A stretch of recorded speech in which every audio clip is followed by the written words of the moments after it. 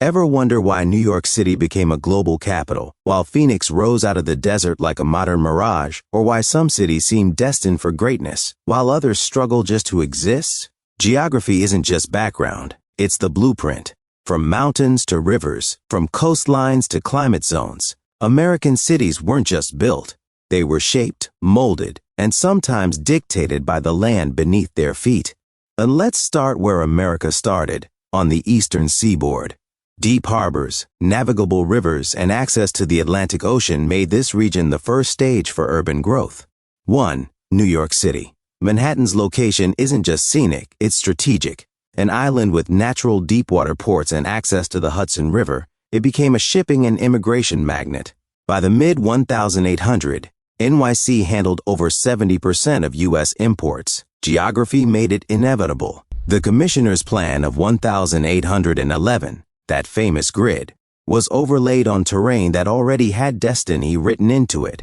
2. Boston. Boston's irregular shoreline provided sheltered docks for colonial traders and fishermen. The city's early economy revolved around cod, rum, and shipbuilding, all possible because of its proximity to the Atlantic. 3. Philadelphia. Founded along the Delaware River, Philly was envisioned by William Penn as a planned city.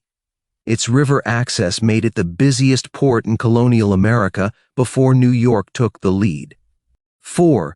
Washington, D.C. TC was chosen not for beauty but for compromise. Carved out of swampy lowlands along the Potomac, selected for its central position between north and south, but its geography, marshy, flood-prone, created infrastructure nightmares that took generations to resolve. Moving west, the land flattens, but the rivers still rule. Before the U.S. was crisscrossed with rail lines and interstates, rivers were the lifeblood of logistics. 1. Chicago. Chicago sits at the crossroads of America. It links the Great Lakes to the Mississippi River via the Illinois and Michigan Canal, completed in 1848. This one project catapulted it into the nation's top transportation hub. Later, 30 major rail lines converged here, more than any city in the world. By 1900, Chicago's meatpacking industry and stockyards were feeding the nation, all made possible by geography. 2. St. Louis. Built just below the confluence of the Mississippi and Missouri rivers, it was once dubbed the gateway to the West. Riverboats could head upstream with goods, then return with cotton, corn, and lumber.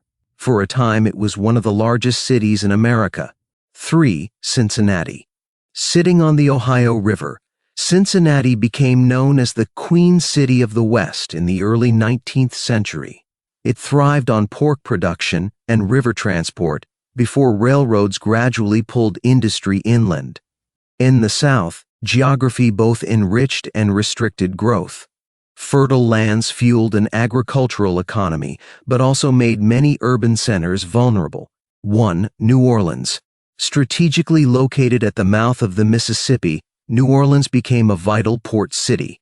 But it's also a bowl, surrounded by levees. Some neighborhoods sit as much as 8 feet below sea level. Hurricane Katrina in 2005 wasn't just a natural disaster, it was a geographical reckoning. 80% of the city flooded when levees failed. 2. Atlanta. Unlike most southern cities, Atlanta didn't grow from a river, it grew from rails. It was literally called Terminus in its early days because it marked the end of major railway lines. Today, it still functions as a transportation hub. Its airport is the busiest in the world. 3. Houston. Flat, expansive, and lacking zoning laws, Houston was able to grow outward rapidly. Its port, the largest in the U.S. by foreign tonnage, is 50 miles inland but connected via the Houston Ship Channel, engineered out of a modest bayou. In the Mountain West, cities exist not because it's easy, but because people made it possible. 1. Denver. Located at exactly 5,280 feet, Denver began as a supply town for Rocky Mountain mining camps.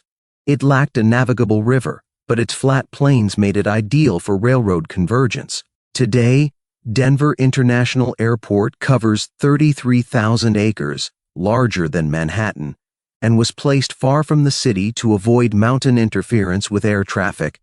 2. Salt Lake City. The Mormon pioneers didn't choose Salt Lake Valley by accident. Its isolation provided refuge, and the city was carefully planned with wide 132-foot streets, wide enough for an ox-drawn wagon to turn around. The Great Salt Lake, while not useful for drinking or irrigation, moderates the climate and creates a unique micro-weather pattern known as lake effect snow. 3. Albuquerque. Built along the Rio Grande in a narrow valley surrounded by high desert, Albuquerque's location was chosen by Spanish settlers for access to water, farmland, and trade routes. Its elevation, over 5,000 feet, makes for thin air and chilly nights, even in summer. On the West Coast, cities face the ocean and the risk. From seismic zones to engineered water supplies, survival here requires constant adaptation. 1. San Francisco. Perched on a peninsula between the Pacific Ocean and San Francisco Bay, the city was shaped by its steep hills and fault lines. The 1906 earthquake destroyed 80% of the city and killed over 3,000 people, but rebuilding made it stronger and more cautious. Today, strict building codes and retrofitting projects aim to survive the next big one. 2. Los Angeles. Los Angeles is a desert city pretending to be a coastal paradise. With less than 15 inches of rainfall annually, it depends on the Los Angeles Aqueduct, completed in 1913, which moves water from the Owens Valley over 200 miles away. That infrastructure, and Hollywood dreams, turned it into a sprawling empire of freeways and suburbs. 3. Seattle and Portland.